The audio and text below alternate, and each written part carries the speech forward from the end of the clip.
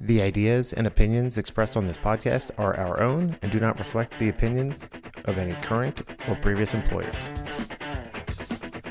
All right, welcome back to the Construction Management Podcast. Guys, we know we've been kind of slack here in the past couple of months, putting out new content, but I'm telling you, this COVID thing has just been kicking our asses.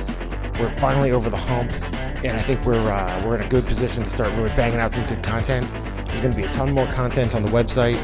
Finally in a place where I can actually start adding to the blog, start adding videos to the YouTube channel, and getting the Training Academy live and running. As always, we'd love to thank TrueWork. You guys have always been a great partner of the show. We love and appreciate the support you've been giving us.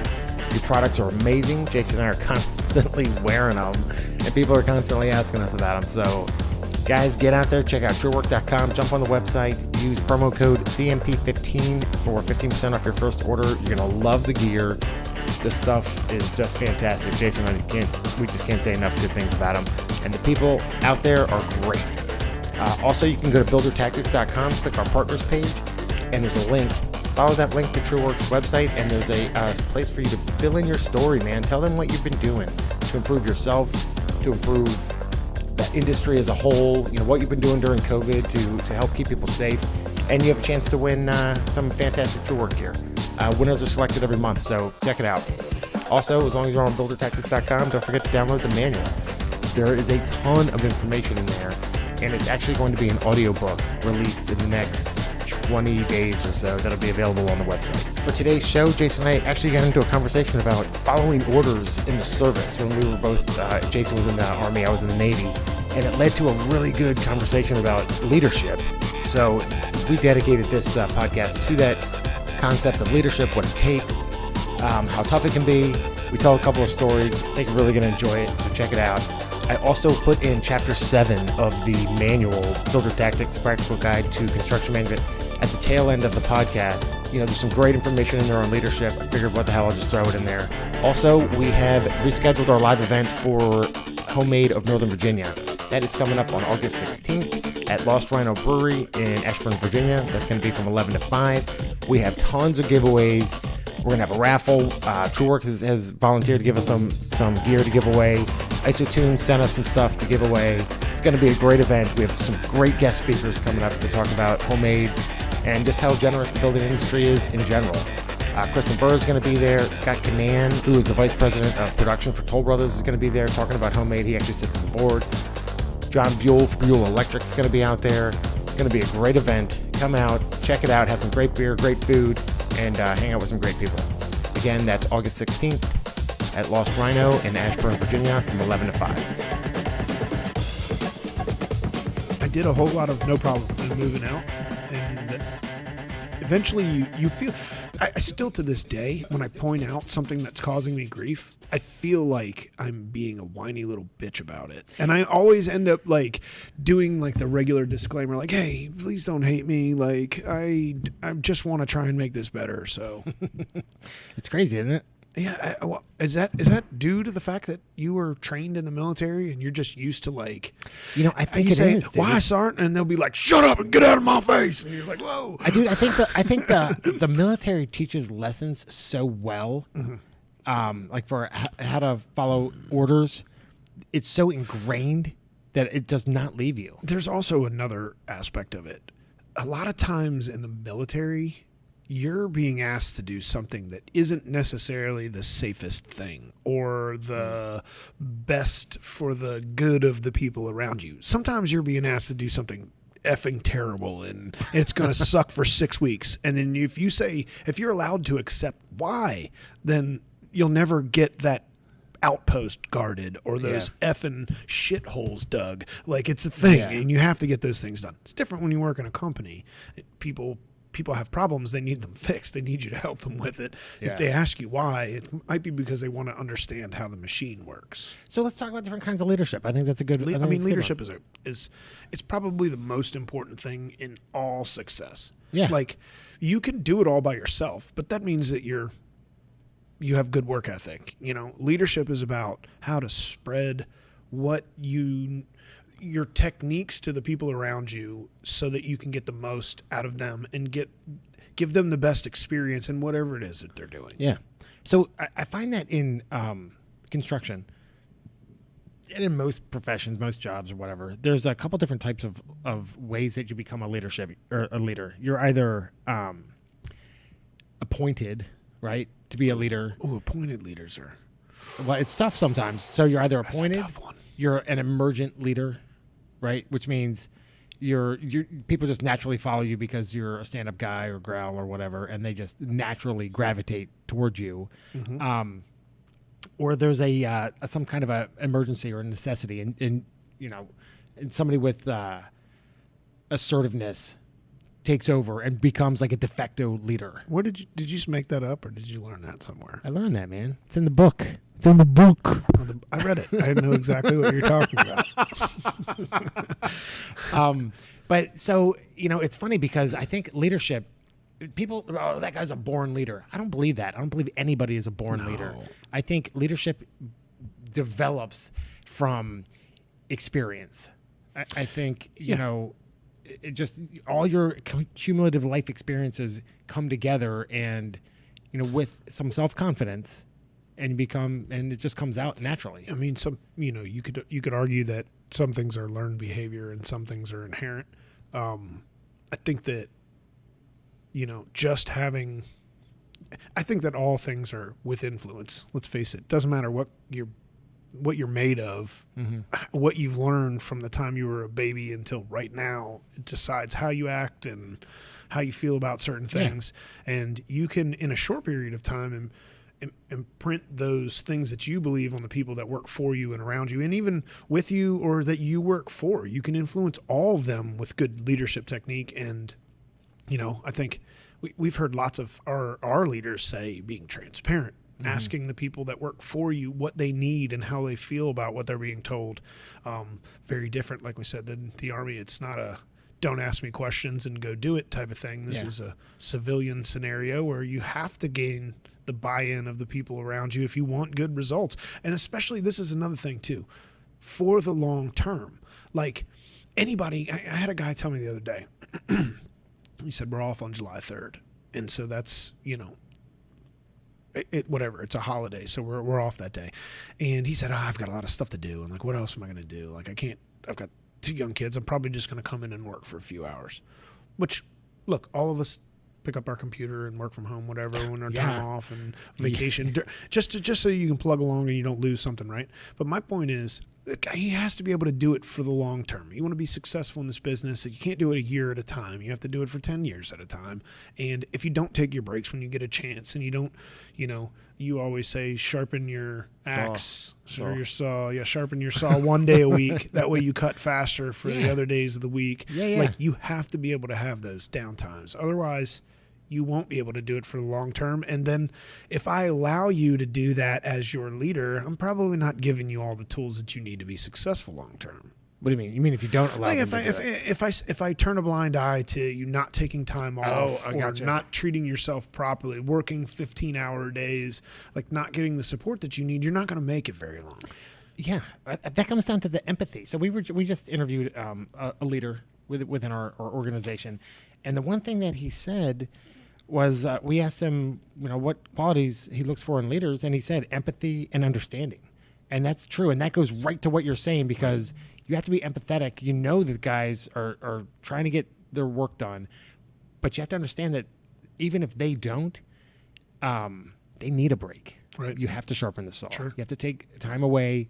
I think it just makes you better at your job to be able to step back and not just because, you get so into it that a lot of times you get tunnel vision. You fail to see the things that are going around you and other factors that are affecting your job until you step back, take a break, and then look at it fresh.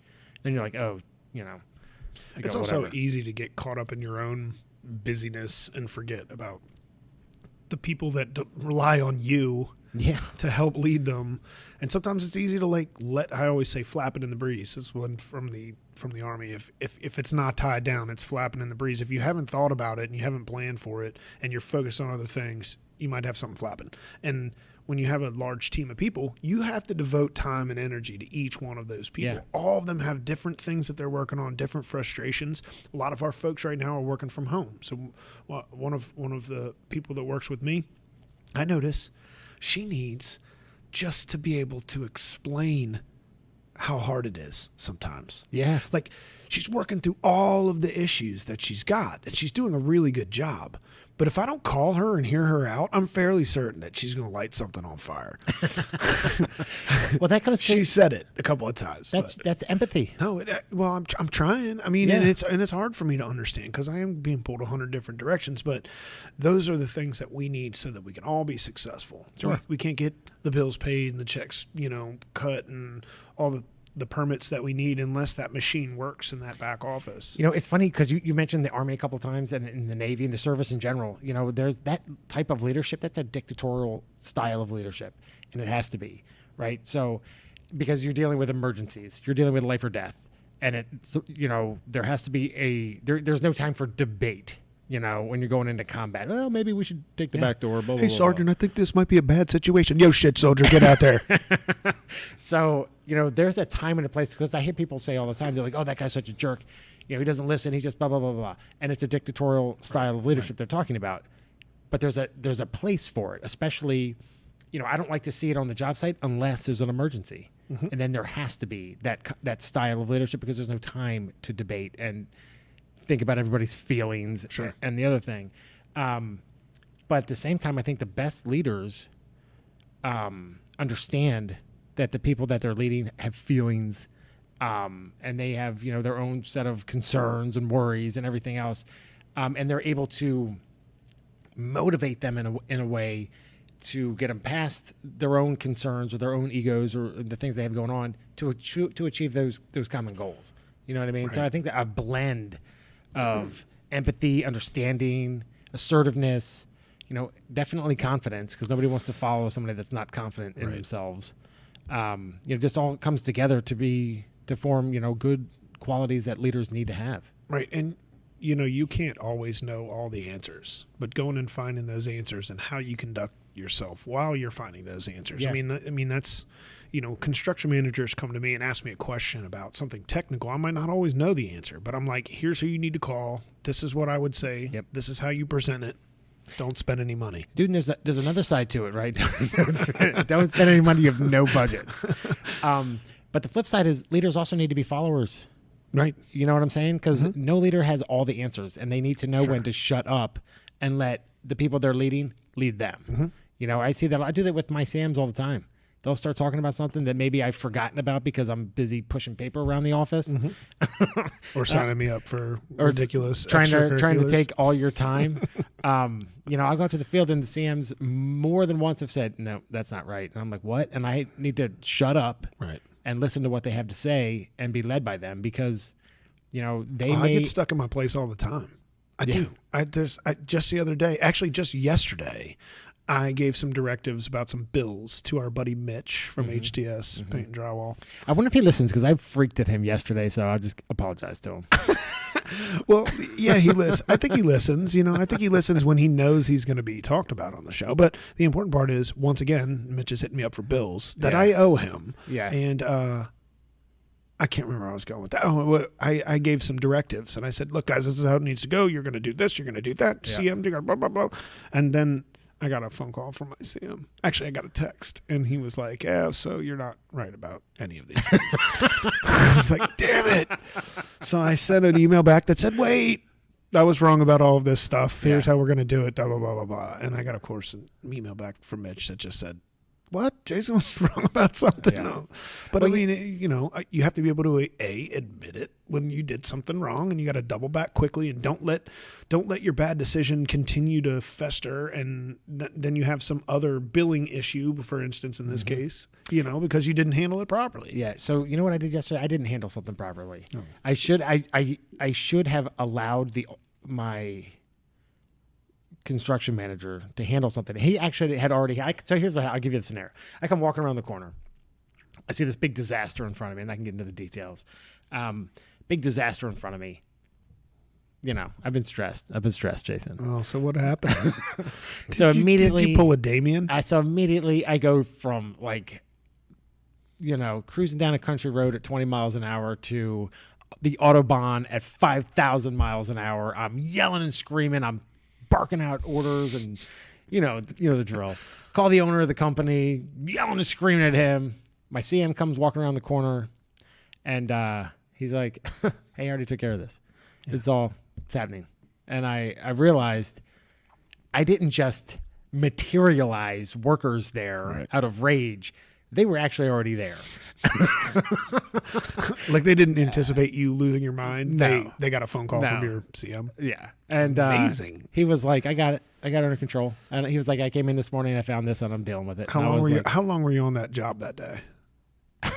Not long, 15 minutes, 20 man. minutes. Long enough to let What's it like for your CM there? Like if you're listening right now, buddy, I feel for you because Damien comes through your job, sees one thing, he's there for 10 minutes, flips shit, you've already got it handled, and then he rolls out on you. I'm like, see ya. And the guy's like, man, that's like one of those terrible storms that comes through, only for a few minutes, leaves you a bunch of trees down. Like a tornado. But you know what? I got a super senior dude out there, and I should have known that he already had it covered. Of course he did. I just reacted without reaching out to the person who was actually running that job. I just reacted. So, whatever. Yeah. So, whatever. It's just a Wednesday. No big deal. It was a Wednesday. Yeah. It was a Wednesday morning. So that's all right though. But I should have had the faith in my people down there to know that they already had the situation. Or ask a question. I like to be a smart ass. It's kind of part of my technique. I take a picture of that monstrosity and I say, whose first day is it? That's one of my favorite lines. I love it. Yeah. I love it. They don't like it so much, but I think I'm funny. I'm going to do that.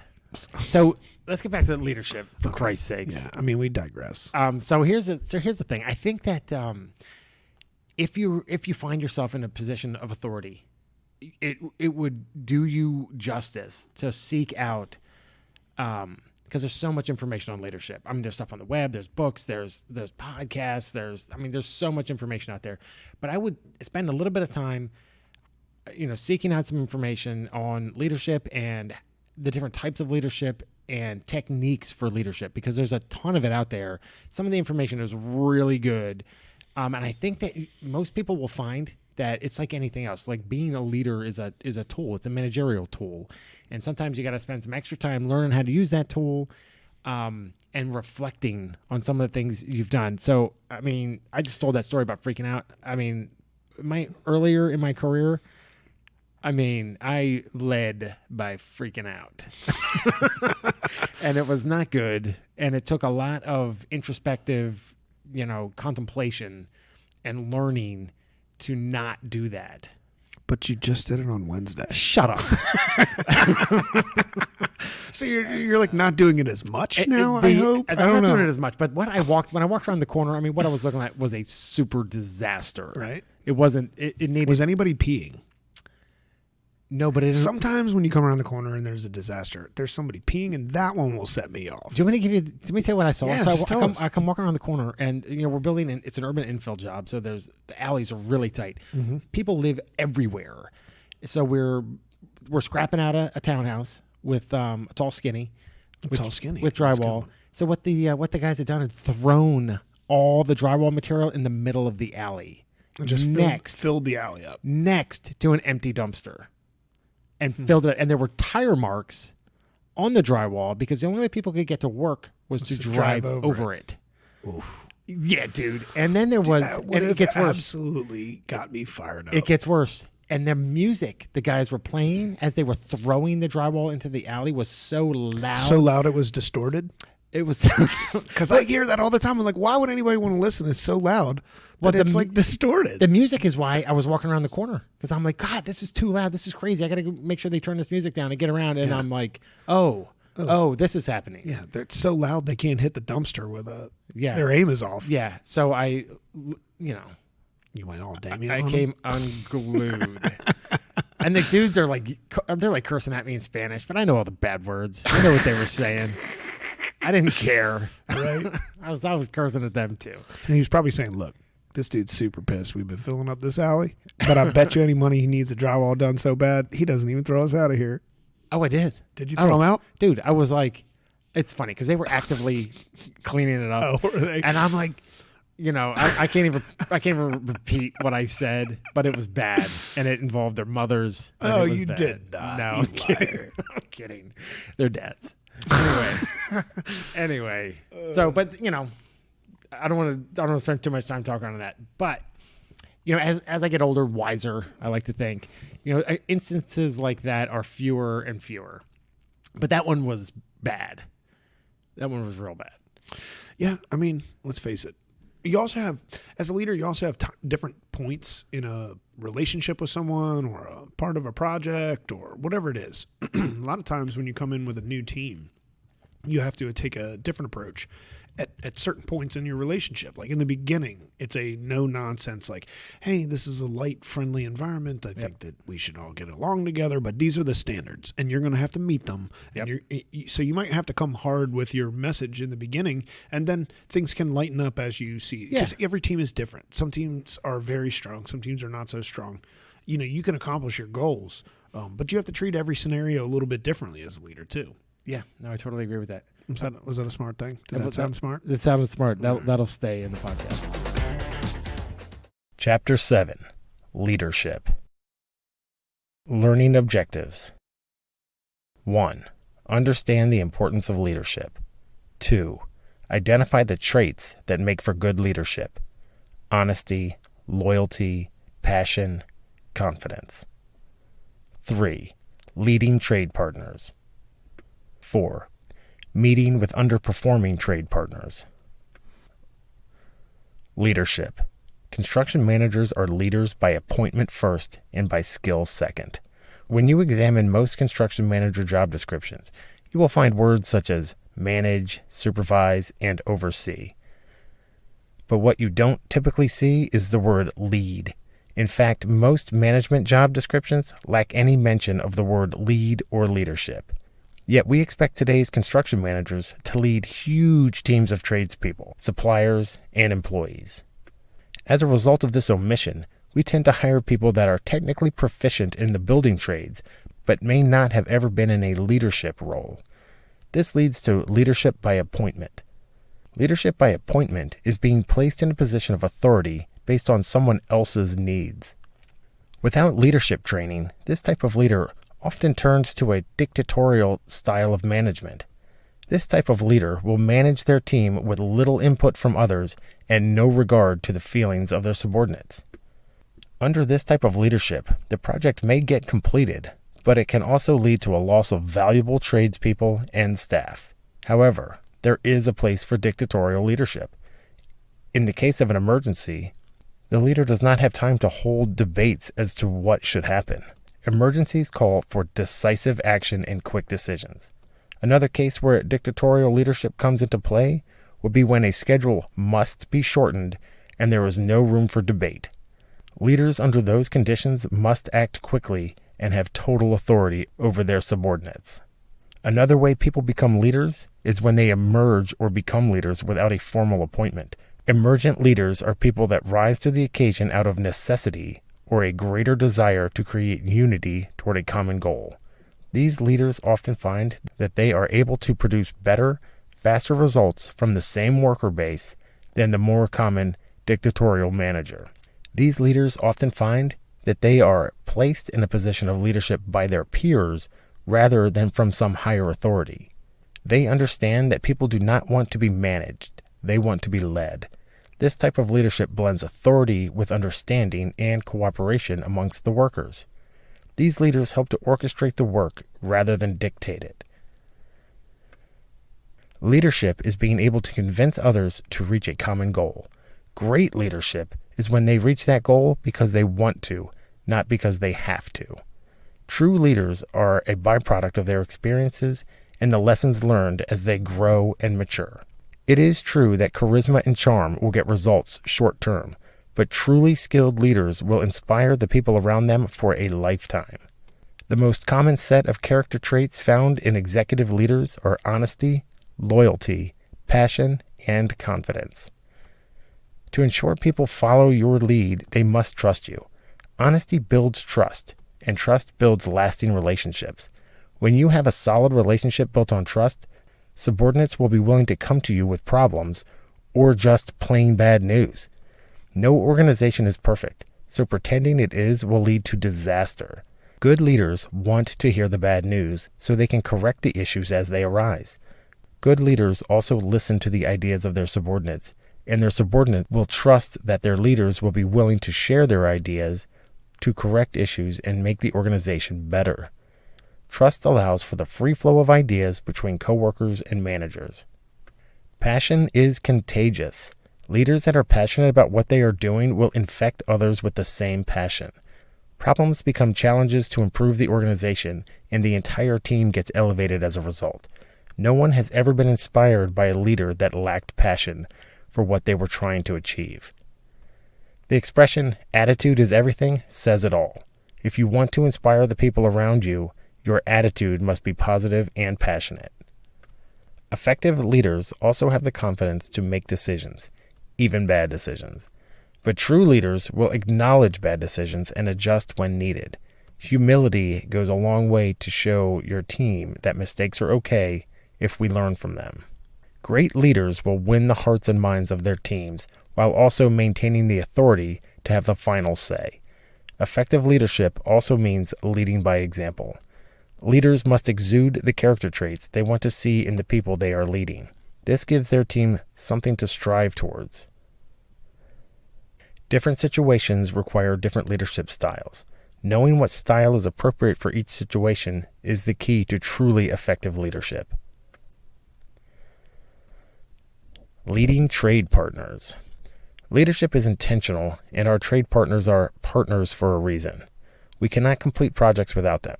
More importantly, we need trade partners that want to work for us. This means they are producing quality work and making money doing it. One of the most important things you can do for a trade partner is to listen to their needs. As partners, we must understand what it is that our trade workers need to be successful. When they come to us with questions or concerns, we need to take the time to listen and understand them. Often, your trade partners will have advice that will increase productivity or the safety on your job. It is your job to make sure your trades can work in a safe and productive atmosphere. This does not mean you cater to their every whim, but it does mean you are willing to listen to ideas and act on the ones that make sense. Leading trade partners means that you set expectations and hold them accountable for those expectations. During your time as a construction manager, you will find yourself refereeing disputes between your trade partners many times. Keeping a fair playing field amongst your trades is the key to conflict resolution on the job. Remember, we do not play favorites. All the trades must understand that they will be held accountable for the work that they produce, and that there are consequences for damaging other trades' work or site controls. This includes holding ourselves accountable when we make mistakes as well. Along with holding your trade partners accountable for their work is praising them when they exceed your expectations. Our partners are human, and like all humans, they appreciate it when their efforts are recognized. As a leader on the job site, your praise during a trade partner meeting will go a long way, so take the time to point out great work. Don't just focus on the negative. Meeting with underperforming trade partners. Unfortunately, there will be times during your career when you will have to take time out of your production schedule to meet with underperforming trade partners. Trades that continually miss schedules, damage other trade contractors' work, produce poor quality work, or are generally more work to manage than they should be, need to be formally met with, and an action plan needs to be put in place.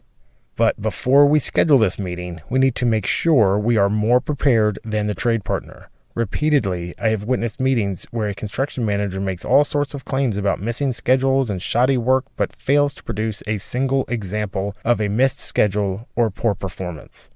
These meetings turn into a he said, she said kind of exercise without the ability to hold anyone accountable. Meetings without any real substance are also an incredible waste of time, since no action plan or level of accountability occurs. Once we make the determination that a formal meeting must occur, it is our job to make sure the meeting is productive. As we have already learned in the section of this manual on staying organized, we document everything. It should be relatively easy for you to go back into your archives, old notebooks, scheduling software, emails, texts, etc., to find instances where the trade missed schedules, caused damage, or whatever the reason for the meeting is. The two most important pieces of data you will need for your preparation for the meeting are a chronological order of events that led to this meeting and examples of documented damage, poor workmanship, or missed schedules. Additionally, you will also have all your correspondence to the trade partner. This will illustrate the additional work you are having to perform to manage the trade partner and provide you with a level of confidence knowing you are prepared for the meeting. It is extremely hard to argue with facts, especially when they are organized and laid out in front of you. Most importantly, you must have a clear expectation of what you expect from the trade partner and consequences for failure to accomplish that goal. Below is a simple agenda for how your meeting should be organized. Follow this format, and it will provide you with a starting point and keep you organized while preparing for the meeting. Also, remember to print out an agenda for the meeting. This will help you stay on target during the meeting. Remember to look inward at your own performance as well. No one is perfect, not even construction managers. Example meeting agenda. 1. Date and time. 2. Attendance. Have all responsible parties present. Foreman, owner, PM, superintendent, everyone. 3. Subject of the meeting. Explain why you called everyone to the meeting. 4. Presentation of evidence. Present your written evidence of issues being discussed. Show notice of violation and ongoing correspondence demonstrating your attempts to have the issues corrected. 5. Rebuttal from the trade partner. Allow time during the meeting for your trade partner to explain or defend themselves. 6. Corrective actions. Explain what you want them to do in writing. 7. Explanation of consequences for continued poor performance. Explain the consequences of continued issues. They're fired, back charges, change of vendor, etc. 8. Action plan for each participant. Prepare an action plan for each participant involved. How can we help you be more successful?